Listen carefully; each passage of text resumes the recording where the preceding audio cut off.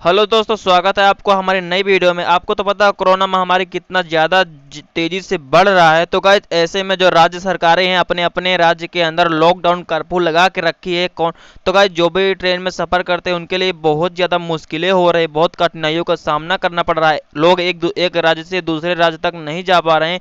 तो गाइस इस वीडियो में मैं आपको बताऊंगा, अगर आप अपने राज्य से दूसरे राज्य तक जाते हैं तो आपको अपने साथ क्या ले जाना चाहिए, क्या डॉक्यूमेंट्स रखना चाहिए, आपको आपका कोरोना कोरोना टेस्ट होगा या नहीं होगा, आपको क्वारंटीन होगा या नहीं होगा, आपको कोरोना सर्टिफिकेट ले जाना चाहिए या ले नहीं जाना चाहिए।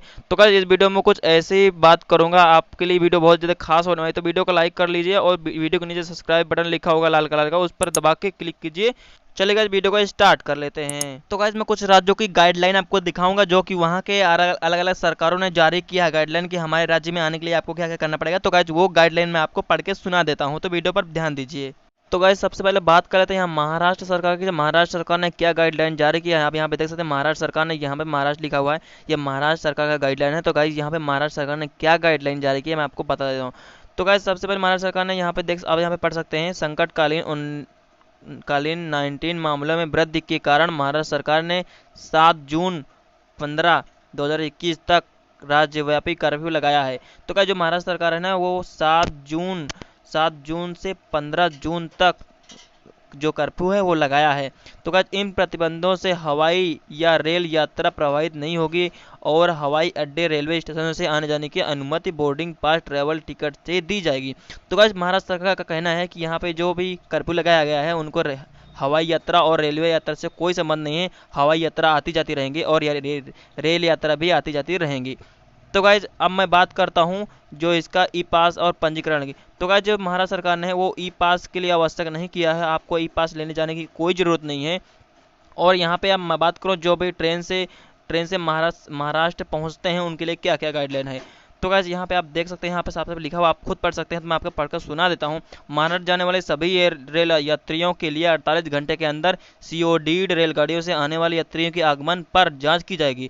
वैध आरटीपीसीआर परीक्षण रिपोर्ट के बिना यात्रियों का रेलवे सरकार, राज्य सरकार या निजी प्रयोगशालाओं द्वारा स्टेशन पर एक त्वरित प्रजनन परीक्षण किया जाएगा। यदि ऐसा करना संभव न हो तो उसके चालू होने से पहले स्थानीय अधिकारी रेलवे अधिकारियों के परामर्श से नकारात्मक आरटीपीसीआर परीक्षा के बिना यात्रियों की विस्तृत जांच करने का निर्णय लेंगे। हालांकि ऐसे यात्रियों को अनसंक्रमित होने की पुष्टि करने के बाद ही छोड़ने के दिया जाएगा। तो गाइस यहाँ पे और भी लिखा, आप यहाँ पे ध्यान से पढ़ सकते हैं, यहाँ पे साफ साफ लिखा हुआ है, यहाँ पे सकारात्मक टेस्ट परिणाम वाले या लक्षण दर्शाने वाले स्क्रीनिंग करवाने से इनकार करने वाले यात्रियों को संगरोध केंद्र में लिया जाएगा। मतलब उनका अगर आप टेस्ट करवाने से अगर मना करते हैं तो आपको सीधा वहीं पे लिया जाएगा जहाँ पे कोरोना संक्रमित आदमी को भर्ती कराते हैं, आपको वहाँ लेके जाया जाएगा। तो गाइस आप भी अगर कहीं जाएँ तो आप इनकार नहीं करना, आप अपना टेस्ट आराम से करा लेना। अगर आप बिल्कुल से अगर आपको अंदर कोई भी कोरोना वायरस नहीं है तो आपको छोड़ दिया जाएगा।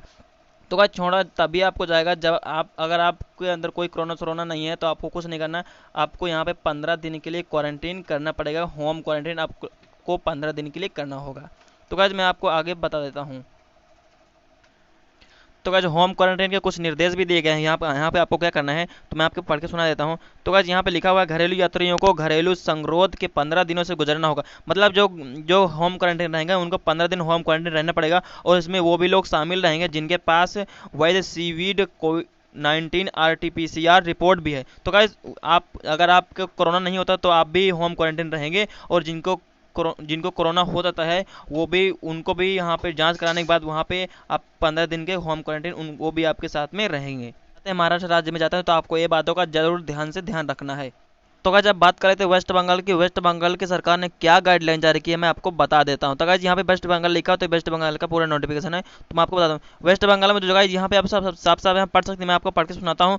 तो गाइस जो कोविड-19 मतलब कोरोना महामारी, जो महामारी के भारी उछाल के कारण पश्चिम बंगाल सरकार ने राज्य में 6 बजे 16 मई 15 जून 2021 तक, यानी कि 16 मई से सुबह 6 बजे से 15 जून 2021 तक संपूर्ण तालाबंदी कर दी, मतलब लॉकडाउन कर दिया है। तो क्या यहाँ पे आवश्यक सेवाएं कार्य करेंगी, मतलब जो आवश्यक कार्य रहेगा वो चालू रहेंगी और यहाँ पे हवाई यात्रा जो वो भी चालू रहेगा, रेल यात्रा वो भी चालू रहेगी। तो क्या यहाँ पे हवाई अड्डों और रेल यात्रा पर कोई भी तालाबंदी नहीं रहेगी, वहाँ पे सब कुछ वैध टिकट के साथ आप आराम से यात्रा कर सकते हैं। तो गाइस यहाँ पे ई पास और पंजीकरण की ज़रूरत नहीं है वेस्ट बंगाल के लिए, तो यहाँ पे साफ साफ दिया गया है। तो गाइस यहाँ पे गाड़ी के प्रस्थान मैं बताता हूँ, जब अगर आप ट्रेन से वेस्ट बंगाल के अंदर पहुँचते हैं तो आपको क्या करना चाहिए। तो गाइस गाड़ी प्रस्थान के 72 घंटे के भीतर राज्य में आने वाले सभी रेल यात्रियों को गाड़ी प्रस्थान के 72 घंटे के भीतर जटिल 19 RPTCR नेगेटिव परीक्षण रिपोर्ट अपने साथ लेकर जाना चाहिए। तो गाइस मैं आपको अगर आप ट्रेन से वेस्ट बंगाल के अंदर जाते हैं तो आपको जब वहाँ पहुँच जाएंगे, आपको पहुँचने के 72 घंटे के पहले का निगेटिव,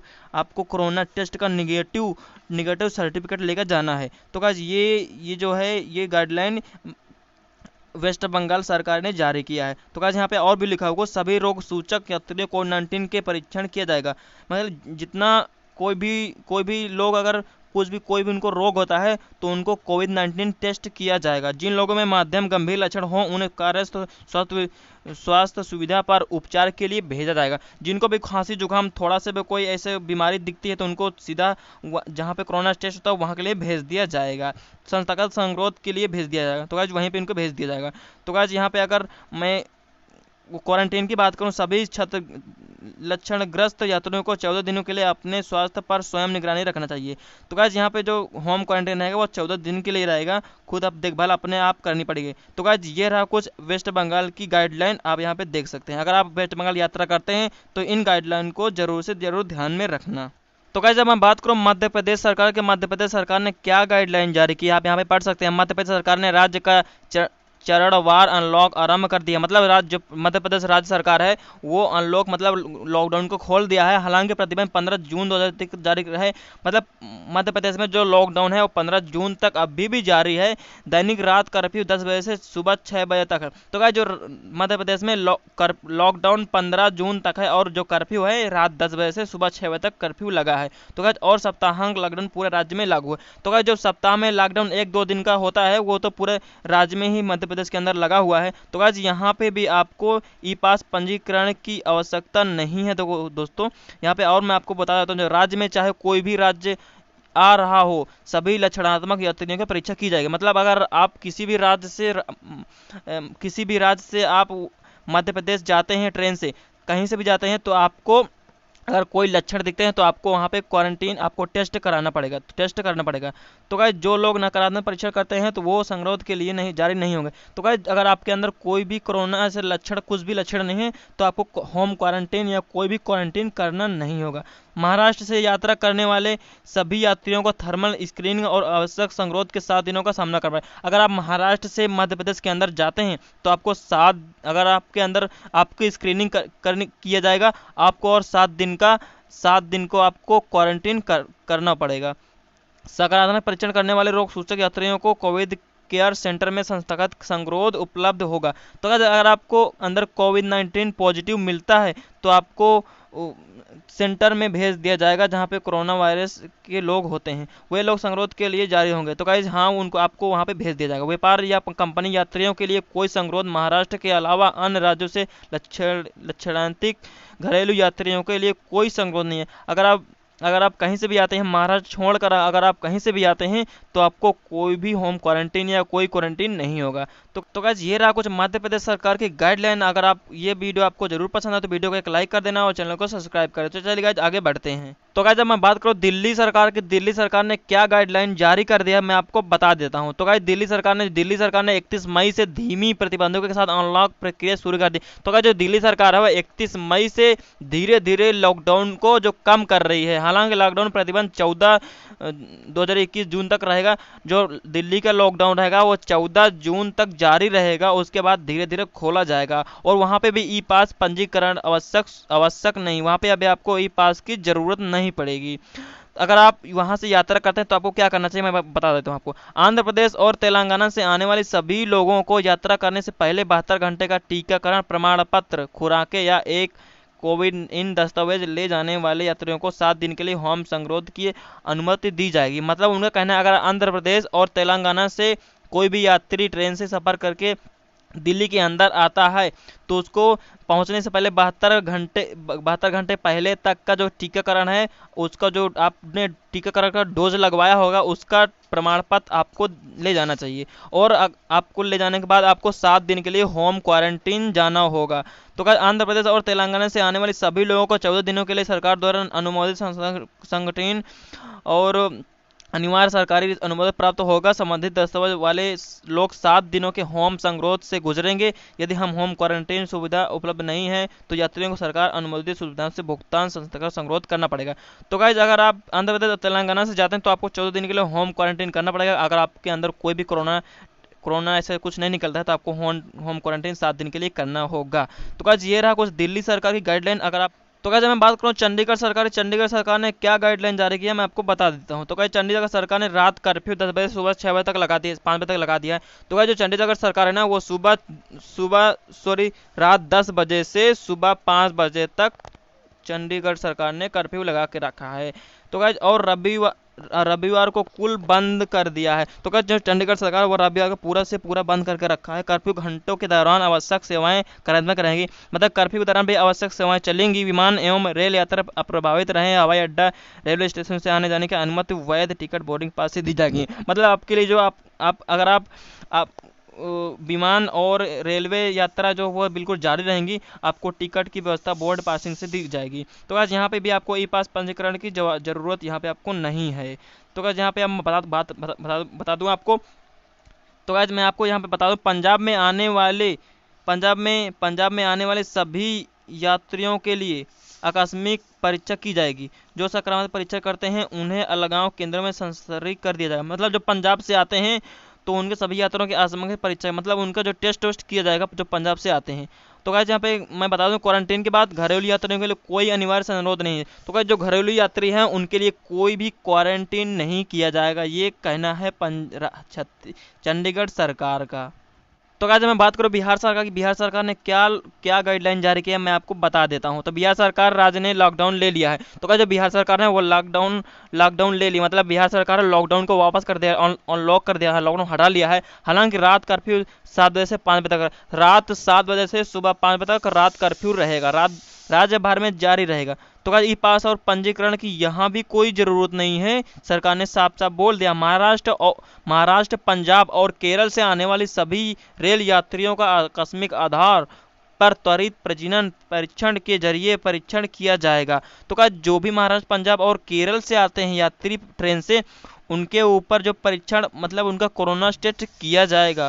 तो क्या, यहाँ पे जो क्वारंटीन की बात करूँ, यहाँ पे रोग सूचक यात्रियों को स्वास्थ्य मूल्यांकन के लिए निकटतम सुविधा के लिए ले जाया जाएगा।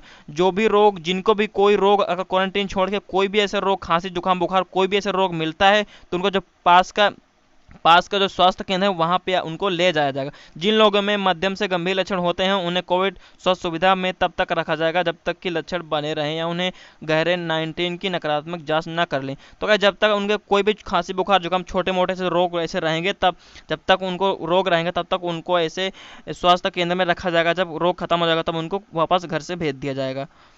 तो गाइस ये रहे कुछ बिहार सरकार के गाइडलाइन। तो गाइस मैं बात करूं गुजरात सरकार की, गुजरात सरकार ने क्या गाइडलाइन जारी की मैं आपको बता देता हूं, पढ़ के सुना देता हूं। गुजरात सरकार ने राज्य के 36 शहरों में 11 जून 2021 तक रात्रि कर्फ्यू 9 बजे से सुबह 6 बजे तक लगा दिया है। तो गाइस आवश्यक सेवाएं जो है चालू रहेंगी और ध्यान दें कि एयर एवं ट्रेन यात्रा अप्रभावित रहें और हवाई अड्डों रेलवे स्टेशन से आने जाने की अनुमति वैध टिकट बोर्डिंग पास से दी जाएगी। मतलब अगर आप हवाई यात्रा या रेल यात्रा करते हैं तो आपको बोर्डिंग पास से टिकट दी जाएगी, आपको वहां यात्रा कर सकते हैं। यहाँ पे भी ई पास पंजीकरण की जरूरत नहीं है। तो गाइस यहाँ पे आवश्यक नहीं है। मैं आपको बता दूं क्वारंटीन के कुछ नियम बता देता हूँ। यहाँ पे लापरवाह घरेलू यात्रियों के लिए कोई संगरोध नहीं है, मतलब जो भी लापरवाह घरेलू यात्री हैं उनके लिए कोई भी क्वारंटीन नहीं है। राज्य के दिशा निर्देशों के अनुसार रोग सूचक यात्रियों का इलाज किया जाएगा। मतलब जो भी यात्री थोड़ा ऐसे खांसी बुखार जुकाम थोड़ा भी उनको लक्षण दिखेंगे तो उनको इलाज किया जाएगा। ये रहा कुछ गुजरात सरकार के नियम।